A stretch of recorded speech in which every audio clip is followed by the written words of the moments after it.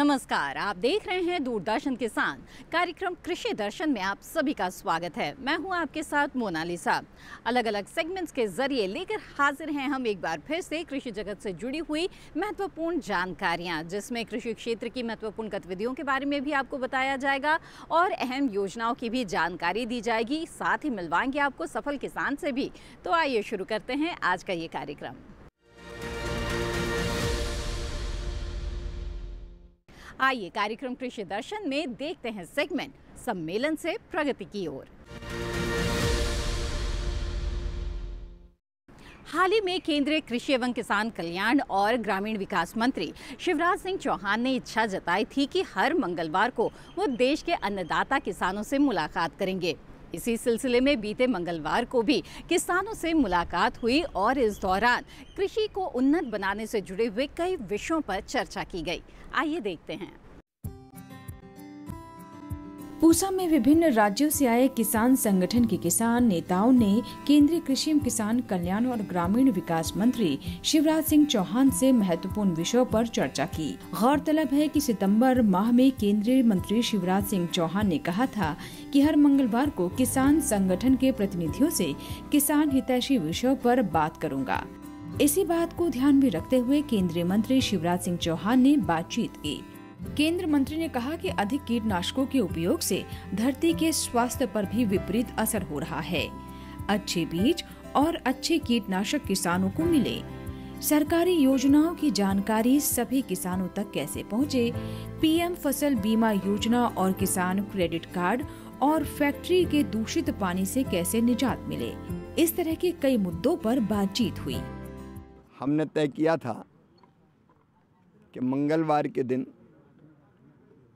किसान प्रतिनिधि, किसान संगठन के मित्रों से मिल के उनसे चर्चा करेंगे, संवाद करेंगे, उनके सुझाव, समस्याएं, उन पर चर्चा और समाधान पर विचार करेंगे। आज भारतीय किसान यूनियन स्वतंत्र के सभी मित्र, अध्यक्ष जी, संयोजक जी और सभी साथी आए, उनका स्वागत है। कई महत्वपूर्ण चर्चाएं उन्होंने कही है। उसमें कृषि की लागत कम करने से लेके, लाभकारी मूल्य देने से लेके, फसलों को पानी के भराव से बचाने के लिए अच्छा कीटनाशक और बीज मिल सकें, इस पर उनके सुझाव आए हैं। फिर पशुओं से भी हम फसल को कैसे बचा सकें, इसके संबंध में भी उन्होंने सुझाव दिए हैं। और वो चिंतित इस बात के लिए भी है कि अधिक कीटनाशकों का और उर्वरकों का अनियंत्रित उपयोग धरती के स्वास्थ्य को भी खराब कर रहा है, तो उसका भी कुछ समाधान सोचना चाहिए। और एक सरकारी योजनाओं की जानकारी सब तक कैसे ढंग से पहुँचे ताकि उसका लाभ उठा पाएँ। जानकारी के अभाव में कई बार योजनाओं का लाभ नहीं उठा पाते किसान। फसल बीमा योजना अच्छी है, लेकिन सब किसानों का बीमा नहीं हो पाता। या किसान क्रेडिट कार्ड पर जो पैसा मिलता है, उसके संबंध में भी उन्होंने अपने सुझाव रखे हैं कि अगर थोड़ा चूक गए तो फिर परेशानी बहुत होती है। तो कई व्यवहारिक समस्याएं उनने सामने रखी है। ट्रांसफार्मर जला है तो कैसे समय सीमा में बदला जाए ताकि सिंचाई प्रभावित ना हो, या किसी फैक्ट्री से अगर प्रदूषित पानी निकलता है तो उससे फसलें या अंडरग्राउंड जो पानी है वो भी खराब होता है। तो ये चर्चा बहुत ही उपयोगी है मेरे लिए, क्योंकि किसानों की सेवा ही तो भगवान की पूजा है। और समस्याएं ऐसी है कि जो दिखने में छोटी लगती है, लेकिन इनका ठीक से समाधान हो जाए तो 10-20% आमदनी किसान की ऐसे ही बढ़ जाएगी। और इसलिए हमने तय किया है कि इन समस्याओं के बारे में जो केंद्र सरकार से संबंधित है, जैसे अच्छे बीज और कीटनाशक, घटिया कीटनाशक या घटिया बीज ना मिले, तो उसके लिए क्या कानून को और कड़ा बनाया जा सकता है, ऐसे कई विचार ये केंद्र सरकार करेगी। कई चीज़ें ऐसी है जो राज्य सरकार को करनी है, तो राज्य सरकार से संबंधित सुझाव हम उनके पास भेजेंगे। हमारे जो केंद्रीय कृषि मंत्री जी हैं हम लोगों से रूबरू होना चाहते हैं, हम लोगों की पीड़ा को जानना चाहते हैं। तो आज हमें स्पेशली समय दिया गया था यहाँ पर। जैसा कि अब हमारे गुरुजी ने बताया कि हमें यहाँ कोई धरना प्रदर्शन के लिए नहीं बुलाया गया, ना हमें कोई हमारी आंदोलन के लिए बुलाया गया। आज एक ऐसी अच्छी पहल की है, ये बहुत बड़ी बात है कि जो आज हमारी सरकार ने चुना है, हमारे 20 का व्यक्ति 3 बार ऑलरेडी मुख्यमंत्री रहे हैं आपके मध्य प्रदेश में, और आज सबसे बड़ी बात है कि किसानों के बीच के हैं, तो उन्हें किसानों के दर्द का वास्तव में पता है कि किसान का दर्द क्या है और किसान के दर्द को किस तरीके से दूर किया जा सकता है। इस पर हम लोगों ने चर्चा की, जो मूलभूत समस्याएं थी, क्योंकि किसान इतना लाभ सरकारी योजनाएं चल रही हैं लेकिन किसान तक नहीं पहुंच पा रही हैं। मूलभूत समस्या सबसे बड़ी ये है कि सीसी लोन सरकार देती है, पैसा मिल रहा है सरकार से, लेकिन उसके बाद भी किसान कर्जदार हो रहा है, क्योंकि उसको उसकी लागत मूल्य का पैसा नहीं मिल पा रहा है। आपके संज्ञान में होगा, सन 2004 में 2006 में स्वामीनाथन आयोग की रिपोर्ट एक लागू की गई थी C2+50% वाली। हम लोग सिर्फ ये चाहते हैं, हम लोग किसान को क्या चाहिए, सिर्फ 2 वक्त की रोटी चाहिए, हमारे बच्चों की पढ़ाई अच्छी से हो जाए, हम लोग अपनी बच्चियों की शादी अच्छे घर में कर सकें, और जो भी दवाई के लिए, दारू के लिए हमें जो पैसा चाहिए, मतलब जो छोटी छोटी ज़रूरतों के लिए हमें छोटा सा पैसा चाहिए, वो पैसा हमें समय पर मिल जाए। हम नहीं चाहते हमें हम लोग लागत मूल्य हमने दुगना मांगा है, लेकिन हम नहीं कहते अगर दुगना नहीं मिल पा रहा तो कम से कम 1.5 गुना तो मिल जाए, जिससे कि हम अपनी मूलभूत समस्याओं का निदान करा सकें। सबसे बड़ी जो समस्या आ रही है बेरोजगारी की समस्या, अनएम्प्लॉयमेंट की समस्या, और जो उत्तम बीज नहीं मिल पाता। आलू का टाइम आने वाला है, आलू के उन्नत बीज अगर हमें मिलेगा, उन्नत हम खेती करेंगे उसका। और सबसे बड़ी बात है कि भंडारण की क्षमता, हमारे भंडारण की क्षमता जो उत्तर प्रदेश में है, उत्तर प्रदेश में इतनी भंडारण की क्षमता नहीं है। अदर जो हमारे स्टेट है उनमें काफ़ी भंडारण की क्षमता है। तो किसान को इस तरीके से अगर कार्य किया जाए किसान के हित के लिए, जैसा कि हमारी माननीय मंत्री जी से बात हुई, उन्होंने सभी मुद्दों पर विचारों को गंभीरता से सुना है और हमें आश्वस्त किया है कि बहुत जल्द हम किसान आयोग का गठन कराने के लिए भी पहल करेंगे, और MSP पे जो गारंटी कानून बनाना है उसके लिए सब लोग बैठ कर के चर्चा करेंगे। मेरा नाम रामकृष्ण दीक्षित मथुरा से है। मंत्री जी से आज बढ़िया बात हुई, जो समस्या थी मंत्री जी ने पहले ध्यान से सुनी। किसान पिछड़ा क्यों है, इसके पीछे 2 कारण हैं। एक तो किसान को वो चीज़ें मिलनी चाहिए वो नहीं मिल पा रही हैं, और मिल भी गई हैं उनका दुरुपयोग हो रहा है, इसलिए किसान दुखी है। और मंत्री जी ने आज बढ़िया बात सुनी, जल संरक्षण, जन जागरूकता, ज़्यादा फर्टिलाइज़र यानी किसान ज़्यादा खाद देते हैं, यूरिया में 10 किलो की आवश्यकता है बीघे में, दे रहे हैं 200 किलो, वो बेकार दुरुपयोग हो रहा है, मिट्टी खराब हो रही है। बहुत सारी बातों पर किसान का जो कर्जा नहीं पट पा रहा है, लाग पूरी नहीं निकल पा रही है, सारी बातों पर मंत्री जी ने सुना। और ये ऐसी बातें हैं जो असंभव नहीं है, ये कर सकते हैं हम। कर्जा लेकर के निकाल नहीं पाते, उसके 2 कारण हैं। पहला कारण तो यह है कि हमारी जो उपज सही नहीं बिक पा रही है, भंडारण सही नहीं है, व्यवस्था सही नहीं है, जागरूकता सही नहीं है। इन सब के पीछे आज मंत्री जी ने सुना। भारत सरकार के पंचायती राज मंत्रालय के द्वारा दिल्ली स्थित अंबेडकर इंटरनेशनल सेंटर में सबकी योजना सबका विकास अभियान पर राष्ट्रीय कार्यशाला का आयोजन किया गया। आइए देखते हैं इससे जुड़ी ये रिपोर्ट। पंचायती राज मंत्रालय द्वारा जन योजना अभियान 2024 सबकी योजना सबका विकास पर एक राष्ट्रीय कार्यशाला का आयोजन किया गया। इस कार्यशाला का उद्देश्य पंचायत विकास योजनाओं की तैयारी और अपलोडिंग के संबंध में रणनीतियों, दृष्टिकोणों और रोड मैप के बारे में अधिकारियों, निर्वाचित प्रतिनिधियों, पंचायत राज के संकायों, प्रशिक्षकों और पंचायतों के अन्य हितधारकों को उन्मुख करना है। इस अवसर पर केंद्रीय पंचायती राज के राज्य मंत्री SP सिंह बघेल, पंचायती राज मंत्रालय के सचिव विवेक भारद्वाज, ग्रामीण विकास मंत्रालय के सचिव शैलेश कुमार सिंह एवं देश भर के चुने हुए पंचायत प्रतिनिधि उपस्थित थे। इस अवसर पर जन योजना अभियान पर पुस्तिका और राष्ट्रीय ग्राम स्वराज अभियान की वार्षिक कार्य योजना 2024-25 रिपोर्ट का विमोचन किया गया। इस अवसर पर केंद्रीय पंचायती राज मंत्रालय के राज्य मंत्री SP सिंह बघेल ने कहा, आज पंचायत राज विभाग भारत सरकार के द्वारा जन योजना अभियान के 2024-25 के तहत एक राष्ट्रीय कार्यशाला सबका विकास सबका साथ इस थीम पर आधारित एक पब्लिक प्लान कैंपेन का एक ट्रेनिंग दी जा रही है, जिसमें किस प्रकार से हम त्रिस्तरीय पंचायतों में ग्राम सभा का ग्राम पंचायत डेवलपमेंट प्रोग्राम, क्षेत्र पंचायत डेवलपमेंट प्रोग्राम जिसको ब्लॉक कहते हैं, और डिस्ट्रिक्ट जिला panchayat development program, district panchayat DPDP में कैसे हम वो जनता के द्वारा एक पूरी कार्य योजना बनाए जिसका क्रियान्वयन किया जाए। तो इस प्रशिक्षण के द्वारा ये बताया गया है कि भारत सरकार के बजट को किस प्रकार से आपको इस्तेमाल करना है। एक टाइड होता है, एक अनटाइड होता है। टाइड में 60% पैसा, जिसमें 30% स्वच्छता के ऊपर, सफाई के ऊपर, सैनिटाइजेशन पर, और 30% water harvesting, check dams, water recharge पर खर्च करना अनिवार्य ही है। शेष 40% आप उस गांव के, उस पंचायत की या ब्लॉक या जिले के अनुसार खर्च कर सकते हैं।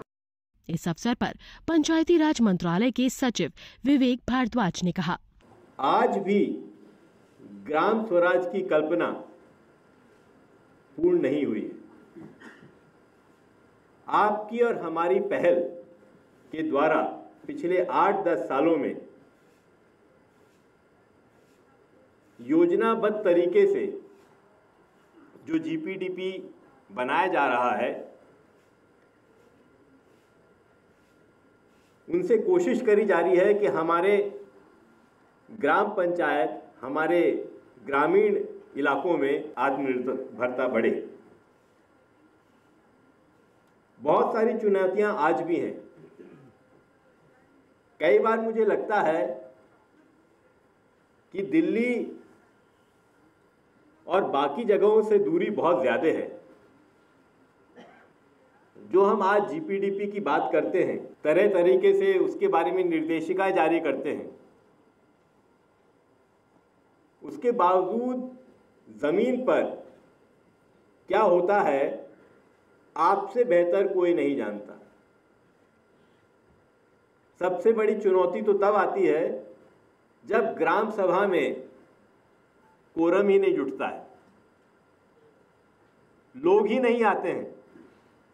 हम यहाँ पार्टिसिपेटरी प्लानिंग को लेकर वर्कशॉप करते रहते हैं, गांव में किसी को सरोकार ही नहीं है।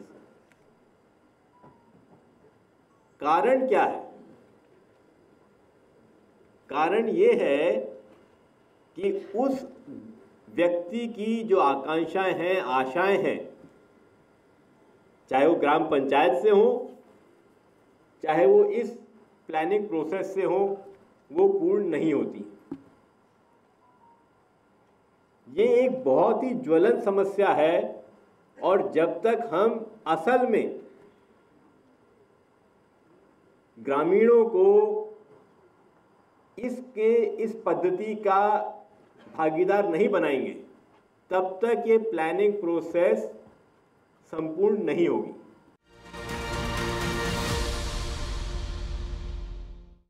इसी के साथ कार्यक्रम कृषि दर्शन में वक्त हो चला है एक छोटे से ब्रेक का। जल्द हाजिर होंगे लेकर अगला सेगमेंट। तब तक के लिए बने रहें दूरदर्शन किसान पर। नमस्कार किसान मित्रों, मैं हूं आपकी AI एंकर भूमि। आज हम बात करेंगे एक नई पहल के बारे में, जिसमें PM किसान समृद्धि केंद्रों की स्थापना की जाएगी, जिससे किसानों को एक ही जगह पर विभिन्न सरकारी योजनाओं की जानकारी और सुविधाएं मिल सकेंगी। प्रधानमंत्री किसान समृद्धि केंद्रों की स्थापना का उद्देश्य है कि किसानों को उनकी फसलों, कृषि उपकरणों और सरकारी योजनाओं के बारे में पूरी और सटीक जानकारी प्रदान की जा सके। इन केंद्रों का संचालन ग्राम पंचायत स्तर पर होगा, जिससे किसानों को उनके नजदीक ही सभी आवश्यक सेवाएं और जानकारी प्राप्त हो सकेगी। इन केंद्रों के प्रमुख लाभ इस प्रकार हैं। केंद्रित जानकारी। किसान समृद्धि केंद्रों के माध्यम से किसान एक ही स्थान पर विभिन्न सरकारी योजनाओं और स्कीम्स की जानकारी प्राप्त कर सकेंगे। इससे उन्हें योजनाओं का लाभ लेने में आसानी होगी और समय की बचत होगी। सुविधाजनक सेवाएं। इन केंद्रों पर किसानों को सरकारी सब्सिडी, कृषि कर्ज, बीमा योजनाएं और अन्य सहायता के बारे में जानकारी और सुविधा मिलेगी। यह केंद्र किसानों की समस्याओं का समाधान भी करेंगे और आवश्यक कागजी कार्रवाई में मदद करेंगे। समर्थन और सलाह। केंद्रों पर कृषि विशेषज्ञ और प्रशिक्षित कर्मचारी उपलब्ध रहेंगे, जो किसानों को कृषि संबंधी सलाह, तकनीकी सहायता और समस्या समाधान में मदद करेंगे। डिजिटल सुविधा। PM किसान समृद्धि केंद्रों पर डिजिटल प्लेटफॉर्म्स का भी इस्तेमाल किया जाएगा, जिससे किसान ऑनलाइन आवेदन, पंजीकरण और अन्य सेवाओं का लाभ आसानी से उठा सकेंगे। स्थानीय स्तर पर विकास। इस पहल से ग्राम पंचायतों में स्थानीय स्तर पर विकास होगा और कृषि सेवाओं की पहुंच ग्रामीण क्षेत्रों तक बढ़ेगी। किसान भाइयों और बहनों, प्रधानमंत्री किसान समृद्धि केंद्रों की स्थापना से आपकी कृषि गतिविधियां और सरकारी योजनाओं का लाभ लेना आसान होगा। इससे आपकी खेती से जुड़े सभी मुद्दों पर एक ही जगह पर समाधान मिलेगा और आपकी जीवन शैली में सुधार होगा। यह थी पीएम किसान समृद्धि केंद्रों की जानकारी। जुड़े रहिए किसान समाचार के साथ, हम लाते रहेंगे खेती से जुड़ी ताजा जानकारी। धन्यवाद। ब्रेक के बाद आप सभी का फिर से स्वागत है। आप देख रहे हैं कार्यक्रम कृषि दर्शन। अब कार्यक्रम में आगे बढ़ते हैं और नजर डाल लेते हैं अगले सेगमेंट पर, जिसका नाम है विज्ञान और किसान।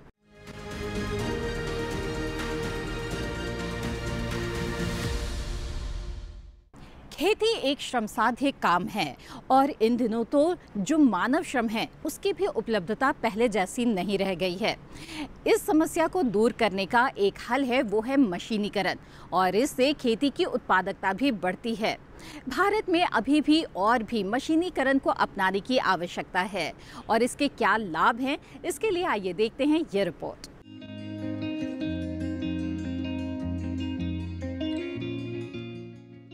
ड्रोन मानव रहित मशीनें हैं जो आर्थिक गतिविधियों के करीब करीब हर क्षेत्र में सेवाएं दे रही हैं।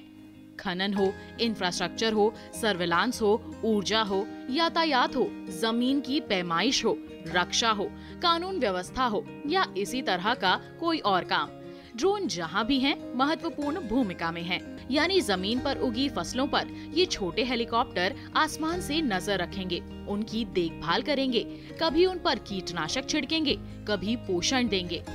खेती में ड्रोन के इस्तेमाल से न सिर्फ किसानों का काम आसान होगा बल्कि लागत में भी कमी आएगी, क्योंकि एक अकेला ड्रोन एक दिन में 20 से 25 एकड़ जमीन को कवर कर सकता है। जरा सोचिए, इतनी ज्यादा जमीन पर कीटनाशक या पोषक तत्व छिड़कने के लिए कितने मजदूरों की जरूरत होगी। ड्रोन का काम सिर्फ छिड़काव तक ही सीमित नहीं है, बल्कि ये आर्टिफिशियल इंटेलिजेंस का भी हिस्सा है। ड्रोन में लगे सेंसर फसल की निगरानी कर सकेंगे। वो बता देंगे कि खेत के किस हिस्से में कीड़े लगे हैं और किस हिस्से में बीमारी। आने वाले समय में हाई कैपेसिटी ड्रोन की मदद से किसान अपने खेतों से ताजा सब्जियां, फल और फूल वगैरह बाजार भेज सकेंगे। मछली पालन से जुड़े लोग तालाब, नदी और समंदर से सीधे ताजा मछलियां ग्राहकों तक पहुंचा सकेंगे। ड्रोन के ऊपर 4 छोटी छोटी पंखुड़ियां लगी होती हैं, जो हेलीकॉप्टर की तरह उड़ान भरने में इसकी मदद करती हैं। इसके रिमोट में मोबाइल जैसे डिवाइस होते हैं। इसके लिए ड्रोन को कमांड दे सकते हैं। ये ऑटोमेटिक मशीन है जो खेत में छिड़काव करने के बाद खुद ब खुद अपनी जगह आकर लैंड हो जाती हैं। छिड़काव के लिए 10 लीटर का टैंक लगा होता है और चारों पंखुड़ियों के नीचे की तरफ नोजल लगे होते हैं। इन्हीं नोजलों से कीटनाशक या तरल उर्वरक या दूसरे पोषक तत्व बारिश के रूप में फसलों पर बरसते हैं। छिड़काव के लिए ड्रोन को ज्यादा ऊंचा उड़ाने की जरूरत नहीं पड़ती। महज 1 से 3 मीटर की ऊंचाई पर ये आसानी से काम कर लेता है। उड़ान को फसल की ऊंचाई के हिसाब से एडजस्ट कर लिया जाता है। रास्ते में पेड़ या कोई और रुकावट आने पर ये खुद ब खुद अपना रास्ता बदल देता है। ये ऐसी मशीन है जो खेत में एक समान छिड़काव करती है। भारत में ड्रोन का भविष्य काफी चमकदार है। विशेषज्ञों का मानना है कि 2030 तक हमारा देश ग्लोबल ड्रोन हब के रूप में उभर कर सामने आ सकता है।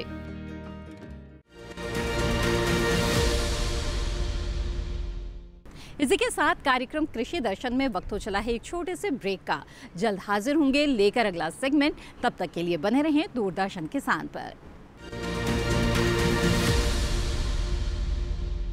नमस्कार किसान मित्रों, मैं हूं आपकी एआई एंकर भूमि।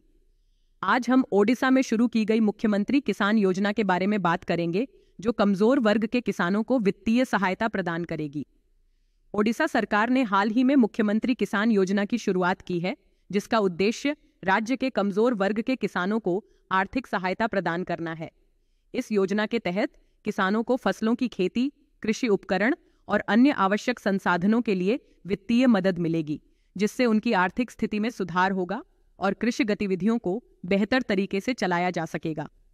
मुख्यमंत्री किसान योजना के तहत निम्नलिखित लाभ दिए जाएंगे। वित्तीय सहायता। कमजोर वर्ग के किसानों को सीधे तौर पर वित्तीय सहायता प्रदान की जाएगी, जिससे वे कृषि कार्य के लिए आवश्यक संसाधन खरीद सकेंगे। सुविधाजनक कर्ज। योजना के अंतर्गत किसानों को ब्याज रहित या कम ब्याज वाले कर्ज भी उपलब्ध कराए जाएंगे, जिससे वे आसानी से कृषि कार्यों के लिए पूंजी जुटा सकें। उपकरणों की उपलब्धता। किसानों को आधुनिक कृषि उपकरण और मशीनरी के लिए सहायता दी जाएगी, जिससे फसलों की गुणवत्ता और उत्पादन क्षमता में सुधार होगा। इस योजना का उद्देश्य है कि राज्य के गरीब और कमजोर वर्ग के किसानों को आर्थिक सुरक्षा मिले और वे कृषि के क्षेत्र में बेहतर तरीके से काम कर सकें। मुख्यमंत्री किसान योजना के तहत आवेदन करने की प्रक्रिया सरल और सहज है और सभी योग्य किसान इस योजना का लाभ उठा सकते हैं। किसान भाइयों और बहनों, इस योजना के माध्यम से आपको मिल रही सहायता से आपकी खेती की चुनौतियां आसान होंगी और आपकी आर्थिक स्थिति में सुधार होगा। अधिक जानकारी और आवेदन के लिए अपने नजदीकी कृषि कार्यालय से संपर्क करें। यह थी ओडिशा में शुरू की गई मुख्यमंत्री किसान योजना की जानकारी। जुड़े रहिए किसान समाचार के साथ, हम लाते रहेंगे खेती से जुड़ी ताजा जानकारी। धन्यवाद।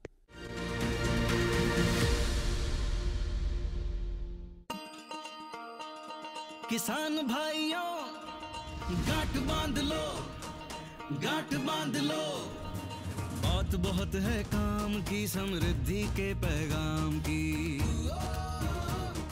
मिट्टी के मिजाज को समझो, मिट्टी के हर राज को समझो, मिट्टी की तुम जांच कराओ, मुफ्त सॉइल हेल्थ कार्ड ले जाओ। कभी मुनासिब बीज लगाओ, सही किस्म की खाद ले आओ, जितनी जरूरी उतनी डालो, सही मात्रा खुद पहचानो, इसको अपना मंत्र बना लो, मिट्टी की सेहत तो जानो। बात बहुत है काम की, कम लागत अधिक वरदान की। किसान भाइयों, गांठ बांध लो, आज ही मिट्टी की जांच कराएं। राज्य सरकार के कृषि अधिकारी से संपर्क करें और मुफ्त में सॉइल हेल्थ कार्ड पाएं। कृषि और किसान कल्याण मंत्रालय द्वारा किसान हित में जारी। ब्रेक के बाद आप सभी का फिर से स्वागत है। आप देख रहे हैं कार्यक्रम कृषि दर्शन। आइए कार्यक्रम में आगे बढ़ते हैं और अब बारी है अगले सेगमेंट की, जिसका नाम है फार्मिंग इंडिया।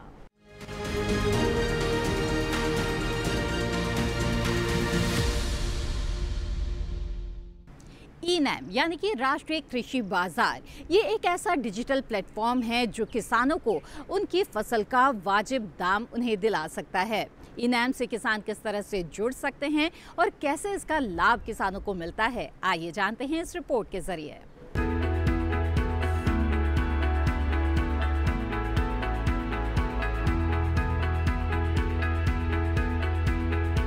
ई-नैम के जरिए आप घर बैठे न केवल एपीएमसी से जुड़ी किसी भी मंडी में चल रहा भाव मालूम कर सकते हैं, बल्कि अपनी फसल का सौदा कर सकते हैं और घर बैठे समय पर बिकी हुई फसल का भुगतान भी पा सकते हैं। ई-नैम दरअसल कोई समानांतर मार्केटिंग संरचना नहीं है, बल्कि ये मंडियों का ही राष्ट्रीय नेटवर्क बनाने का एक साधन है, जिसे ऑनलाइन एक्सेस किया जा सकता है। पुरानी मंडी व्यवस्था में किसान सिर्फ मंडी में ही फसल बेच सकता था, लेकिन ई-नैम के माध्यम से वो मंडी के बाहर भी फसल बेचने के लिए आजाद है।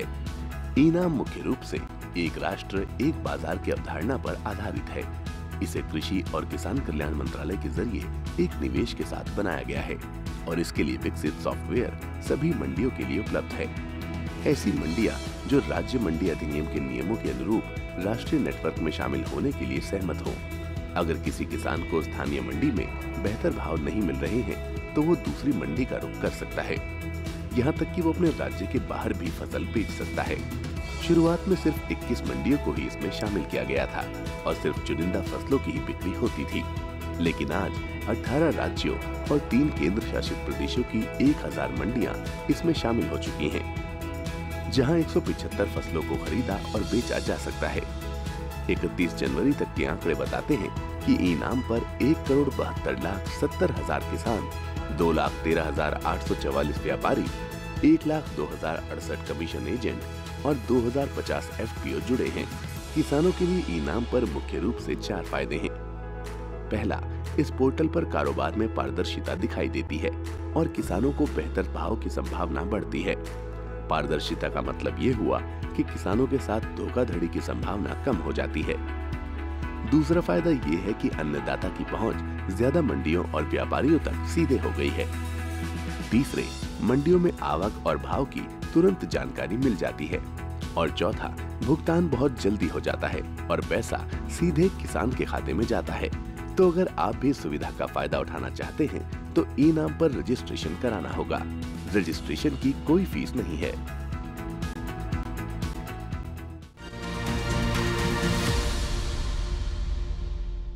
कृषि दर्शन कार्यक्रम में आज जो जानकारियां हम आपके लिए लेकर आए हैं, हमें उम्मीद है कि इससे आपको लाभ जरूर होगा।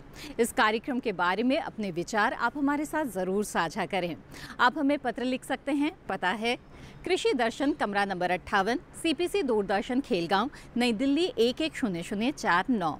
आप चाहें तो हमें ईमेल भी भेज सकते हैं। ईमेल ID है krishidarshan@gmail.com। कृषि दर्शन कार्यक्रम को अगर आप दूरदर्शन किसान के YouTube चैनल पर देखना चाहते हैं तो टीवी स्क्रीन पर दिखाए जा रहे QR कोड को स्कैन करें। इससे आप सीधे सीधे हमारे YouTube चैनल से जुड़ जाएंगे और कभी भी कहीं भी कृषि दर्शन कार्यक्रम को आप देख सकते हैं। इसी के साथ आज के इस कार्यक्रम में बस इतना ही। हमें दीजिए इजाजत। आप बने रहें दूरदर्शन किसान पर। नमस्कार।